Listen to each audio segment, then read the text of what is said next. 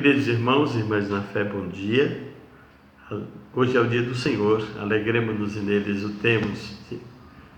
E nesse segundo domingo da Páscoa, nós celebramos o Domingo da Misericórdia.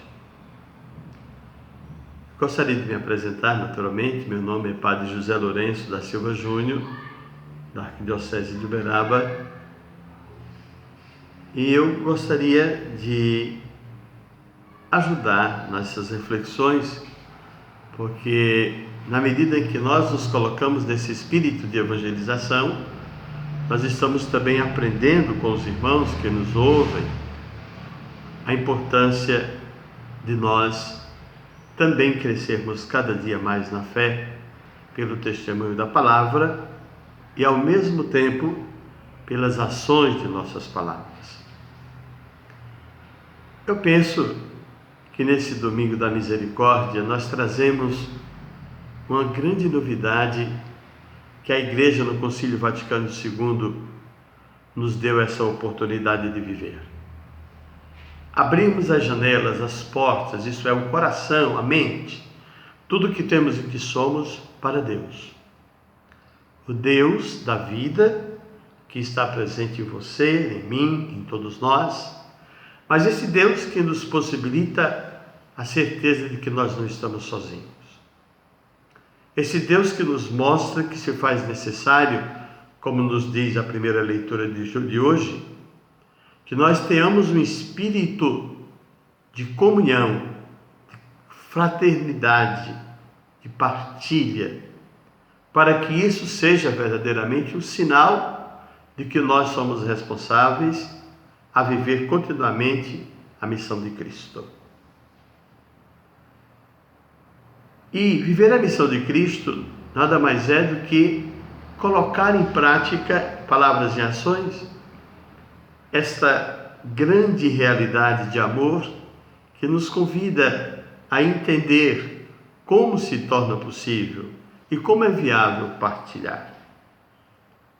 Os primeiros cristãos, eles colocavam em comum aos pés dos apóstolos tudo o que tinham, e ali era dividido de acordo com as necessidades de cada um.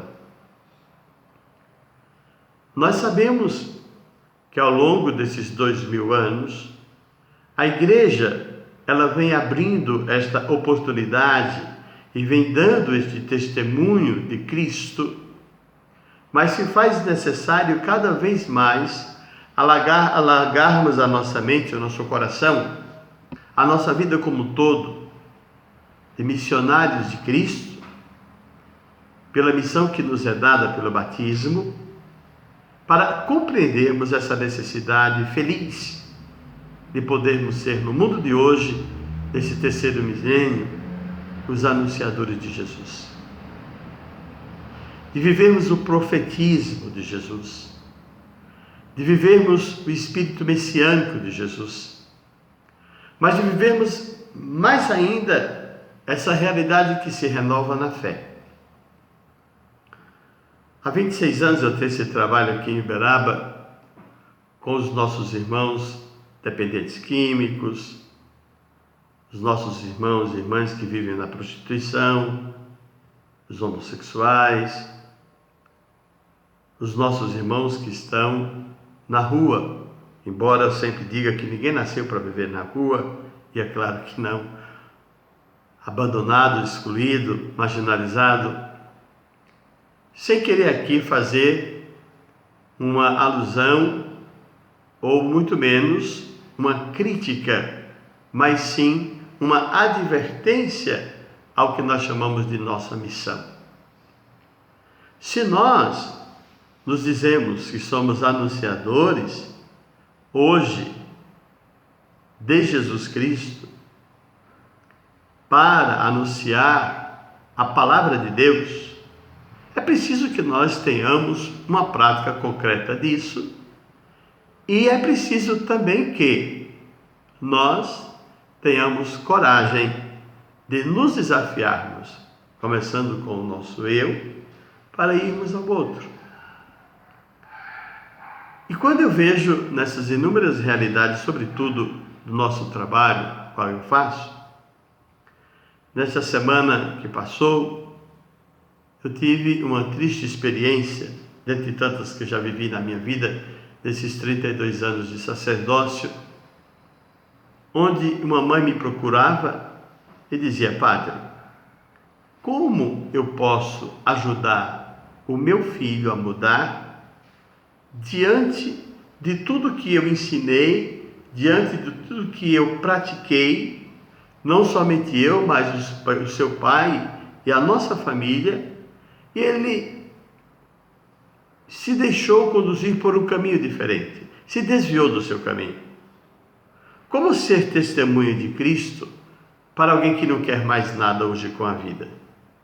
Apenas viver trancado no seu quarto, se drogando, roubando dentro de casa? Como acolher esta vida para lhes dar esperança se ele não quer mais viver a esperança? Fiquei olhando para aquela senhora, como sempre gosto de fazer, mas também fiquei me perguntando como acolher.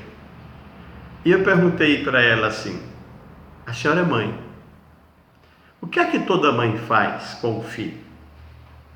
E ela me disse: ama. Eu costumo dizer que há 5 dimensões importantes dentro da nossa vida para nós sermos missionários de Cristo e compreendermos essa missionariedade diante da vida real, que é no acolher.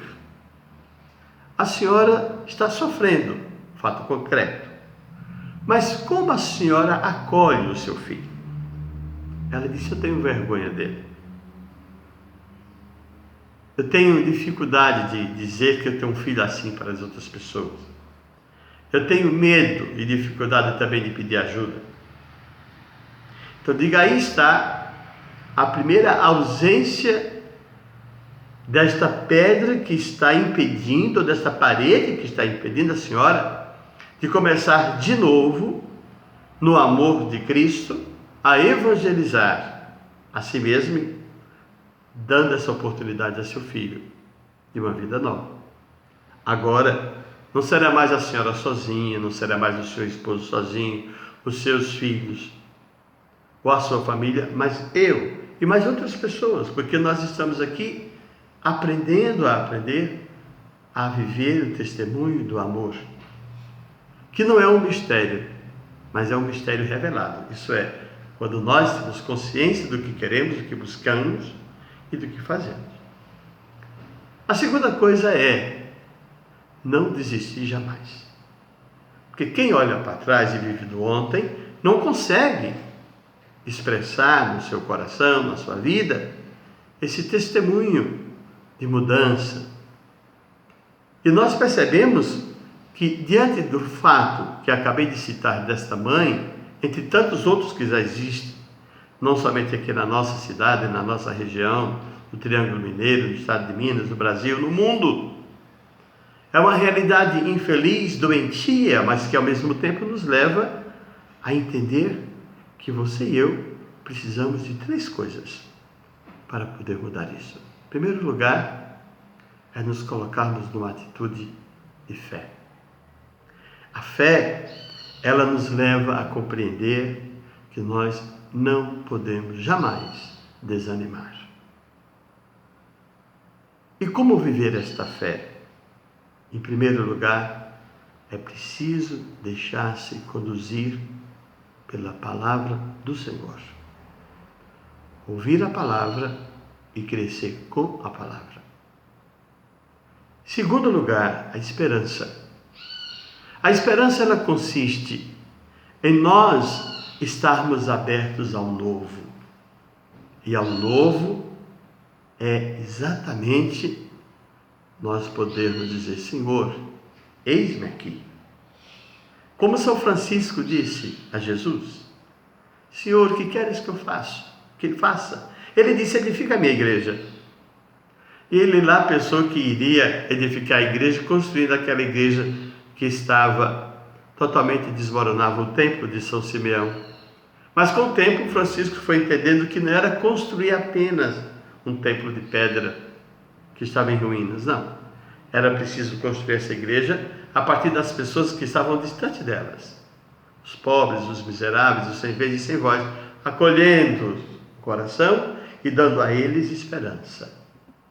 E foi assim que Francisco entendeu a sua missão. Terceira coisa, o amor, que se chama também a caridade. O amor e a caridade, que é uma coisa só, se resume em nós estarmos, sim, voltados pela ação do Espírito Santo, em oração constante, e não desanimar. E por isso mesmo, ir ao encontro daqueles que não acreditam mais no amor, que não acreditam mais na esperança, que não acreditam mais na justiça, que não acreditam mais na ternura, que não acredita mais nos valores humanos, que não acredita mais no outro. Jesus não se intimidou quando Tomé não estava lá, quando ele apareceu aos seus, mas pelo contrário, foi ao encontro de Tomé e foi profundamente no seu coração e disse: Tomé, não seja incrédulo, mas creia, toque em minhas mãos, toque em meu lado, nos meus pés, mas não seja incrédulo. E aí Tomé imediatamente abre a sua mente, o seu coração e diz: meu Senhor e meu Deus, meu Senhor e meu Deus. E Jesus interroga mais uma vez a Tomé e diz: você acreditou porque eu estou dizendo a você que eu estou aqui, ou porque realmente você tem fé? Felizes aqueles que creem mesmo sem ter visto. É aí que começa o desafio de amar alguém, de amar aqueles que estão vivendo nesse exato momento, como aquela mãe disse: o meu filho que eu achava que estava perdido. O filho pródigo. Também somos filho pródigo muitas vezes, porque o nosso telhado é de vidro. Mas é preciso começar de novo. Que nesse segundo domingo da Páscoa, em que celebramos a misericórdia, o Cristo misericordioso, Filho do Pai, amado do Pai, ungido pelo Pai, Ele não tire de nós, porque Ele não tira, mas nos dá a força e a coragem para dizer: eis-me aqui, Senhor, que seja feita a tua vontade e não a minha. Misericórdia é estar disponível a ver, ouvir e fazer acontecer o novo em nome de Cristo. Eu vos abençoo em nome do Pai, do Filho e do Espírito Santo. Amém. Fiquem com Deus.